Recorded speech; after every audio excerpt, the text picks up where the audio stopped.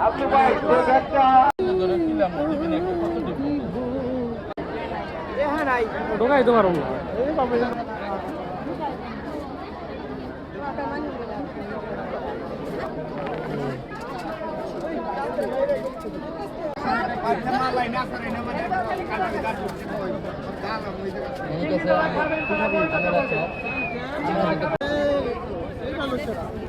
এখানে তো খুঁজতেছি আমরা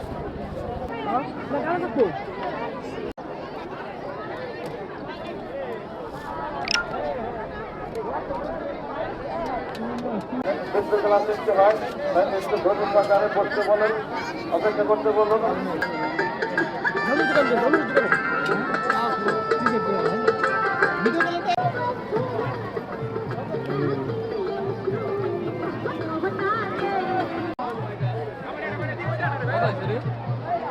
আমাদের মানিকগঞ্জের মুরব্বী